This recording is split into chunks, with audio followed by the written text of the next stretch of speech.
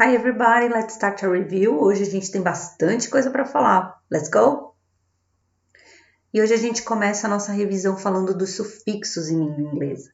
Primeiro vamos classificar o que é um sufixo, né? A suffix is added to the end of the word to make a new word. Então o sufixo basicamente, né, é algo que a gente coloca no final de uma palavra para formar uma nova palavra. Full, less são exemplos de sufixo. Uma outra questão bastante interessante sobre os sufixos é que eles servem com uma função gramatical, eles têm função gramatical. Não existe aquela terminação só porque você quer formar uma palavra inocente, etc. Não. Muitos sufixos podem indicar noun, verbs, adjectives, adverbs, ou seja, substantivos, verbos, adjetivos, advérbios e assim por diante. A gente já trabalhou com alguns sufixos que vocês devem lembrar, o ing, ed, s, tudo isso é sufixo, ok? Só que tem muitos e muitos que talvez você já tenha visto, porém não se deu conta que, na verdade, aquilo ali não é a palavra, aquilo ali é uma parte da palavra, uma partezinha que está transformando aquela palavra em outra. Ou melhor, transformando o sentido daquela palavra em outro, ok?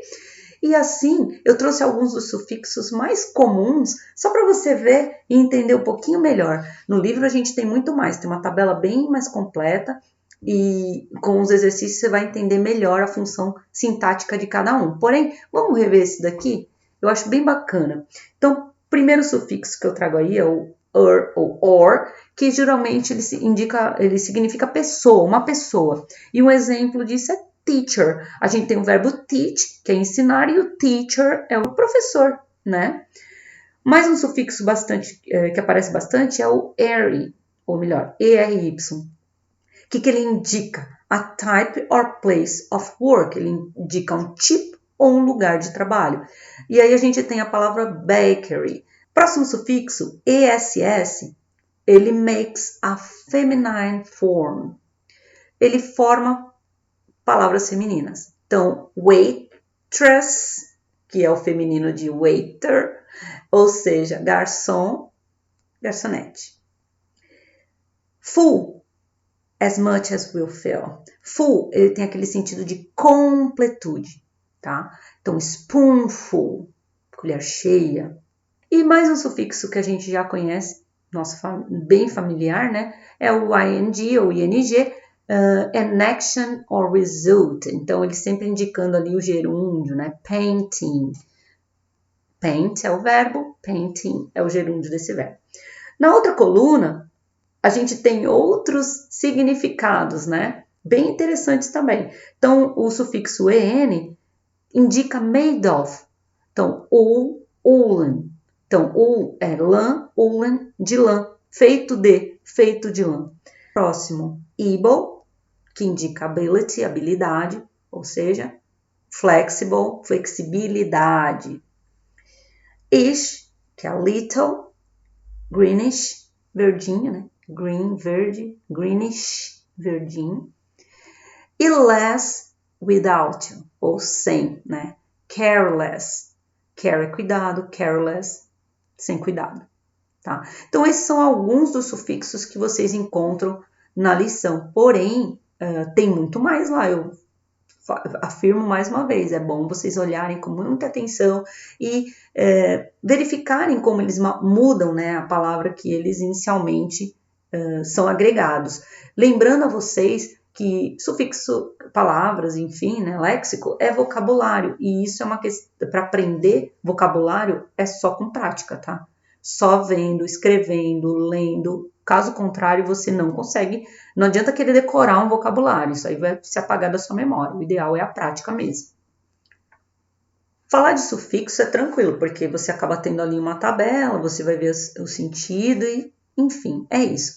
Porém, o nosso segundo conteúdo da lição de revisão, que são degree of comparison, graus comparativos, né, graus, adjetivo, etc., é um pouquinho mais, exige um pouquinho mais de atenção, tá bom? Então, hoje a gente vai falar do primeiro deles, que é o comparative, e na última aula a gente vai falar do superlative. Comparative adjectives are used to compare differences between the two objects they modify. Então, assim, é muito importante saber que toda frase com grau comparativo, ela tem obrigatoriamente dois elementos a serem comparados. Sempre vai ter dois elementos. A comparação se estabelece a partir de dois elementos. Uma outra coisa importante que você deve ter visto na nossa lição é que o grau comparativo dos adjetivos, ele se apresenta de algumas formas, né? A gente tem o comparativo de superioridade, o comparativo de inferioridade, o comparativo de igualdade e também o comparativo de desigualdade. Existem todos esses tipos.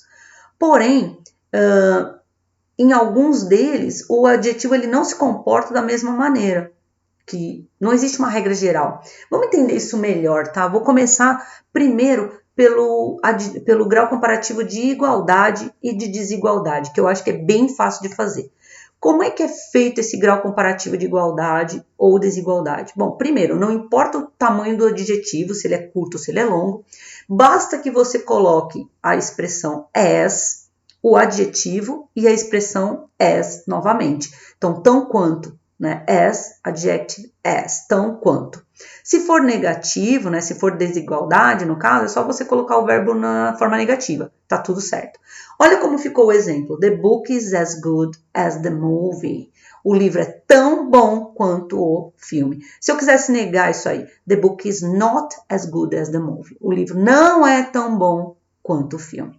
Então, esse é um grau comparativo de igualdade, ou seja, dois elementos são comparados em pé de igualdade. O elemento que faz, né, os agentes que fazem essa comparação são duas palavras iguais, então fica fácil lembrar, igualdade, duas palavras iguais, as e as, adjetivo no meio. Tem diferença de adjetivo longo e curto? Não tem, é a mesma estrutura, não importa o tamanho do adjetivo. Na sequência, eu vou pular o superioridade, vou falar do inferioridade, tá? Por quê? Porque ele vai manter a mesma lógica. Como é que é feito a frase, como é que é feita a frase comparando dois elementos em grau de inferioridade? Primeiro, também não vai depender o tamanho do adjetivo, não importa se ele é grande, se ele é pequeno, vai ser o mesmo jeito, ele vai se manter exatamente igual. E como é que eu utilizo aí? Eu vou utilizar a palavra less, o adjetivo e o than. Less significa menos, a gente vai ter o adjetivo, e than, que.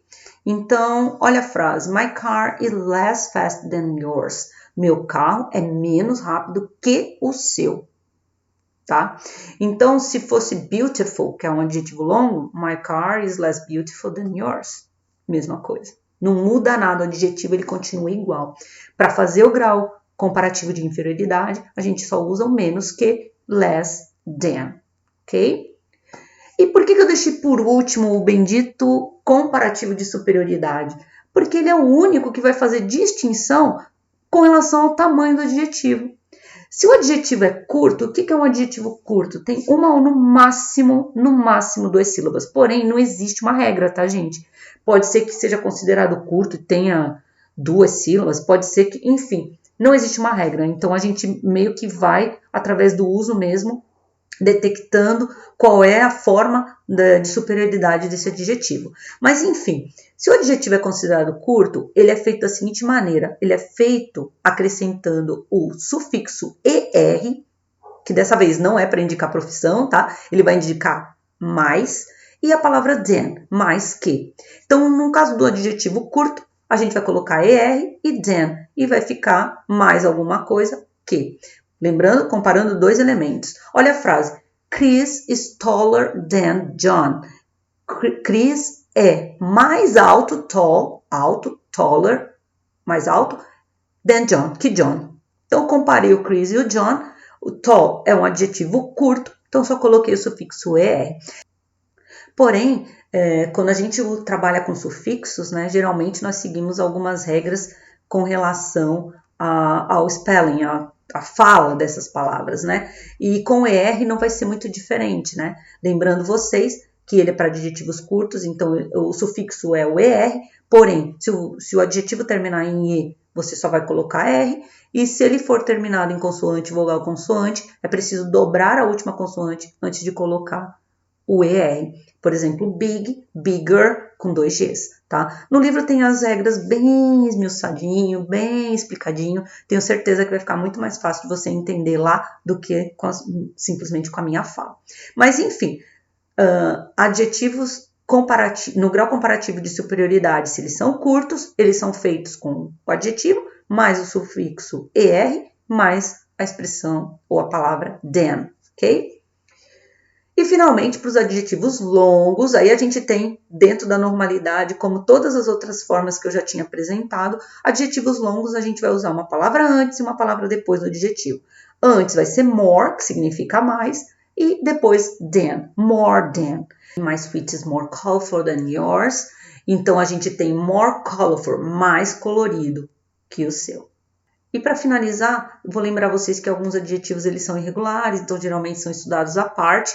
São poucos, por isso eles são classificados em uma tabelinha, fica à parte, tudo. Mas é só para você lembrar que a forma que eles são que é feito o grau comparativo de superioridade não é com sufixo ER, tá? Nem com more, é simplesmente de uma maneira totalmente aleatória e diferente. Então eles são bad, que é worse, good, better, many, more, tá aí o more que a gente usa no grau adjetivo para adjetivos longos, e little, less.